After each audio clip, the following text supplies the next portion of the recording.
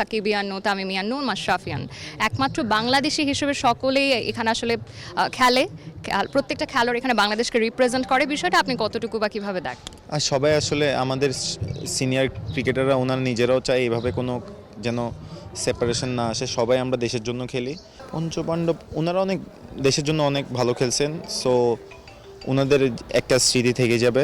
But আমাদের দেশ হয়ে যদি কিছু অ্যাচিভমেন্ট করতে হয় আমাদের পুরো টিমকে ভালো করতে হবে, শুধু 5-6জন ভালো খেলবে এভাবে হয় না আসলে। আমাদের সাথে আজকে রয়েছেন পারভেজ হোসেন ইমন, বিকেএসপি ঠিক এই বয়েজ হোস্টেল থেকেই যার বেড়ে ওঠা, এবং সামনেই চ্যাম্পিয়ন্স ট্রফি। আমরা জানি যে স্কোয়াডে আমরা নাম দেখেছি পারভেজ হোসেন ইমনের। সব কিছু নিয়ে কথা বলবো, বিপিএল এর পারফরমেন্স, চ্যাম্পিয়ন্স ট্রফি অ্যান্ড বিকেএসপিতে তার শৈশব। অনেকেই কিন্তু স্কোয়াড নিয়ে অনেক ধরনের প্রশ্ন করছে যে সেখানে আসলে লিটন দাস নেই কেন, বা সাকিব আল হাসান ছাড়া এবারে স্কোয়াড আমরা দেখছি।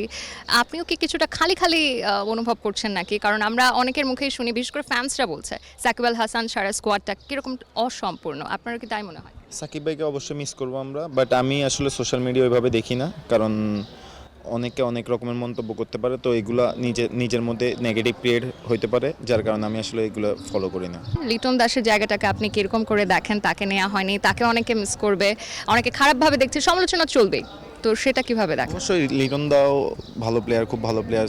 যেহেতু আমি আসছি অবশ্যই একটা বড় রেসপন্সিবিলিটি, চেষ্টা করবো ইনশাল্লাহ ওই জায়গাটা পূরণ করার। ব্যাটিংয়ে আসলে হচ্ছিল আমাদের চ্যাম্পিয়ন্স ট্রফিতে অপোনেন্ট সবগুলো টিম স্ট্রং, ওদের স্ট্রং বোলিং অ্যাটাকের বিপক্ষে ব্যাটিং করতে হবে, সো মেন্টালি সব দিক থেকে স্ট্রং থাকতে হবে। যে আমাদের যে একটা পঞ্চ পাণ্ডবের একটা যুগ ছিল, বা এই যে একটা টাইম, এবং তাদের যে একটা বলবো যে দায়িত্ব ছিল আমাদের এখানে, এরকম কি পঞ্চপাণ্ডব আমরা আবার ভবিষ্যতে পেতে পারি? ওই জায়গাতে বাংলাদেশ রয়েছে। পঞ্চপাণ্ডব ওনারা অনেক দেশের জন্য অনেক ভালো খেলছেন, সো ওনাদের একটা স্মৃতি থেকে যাবে।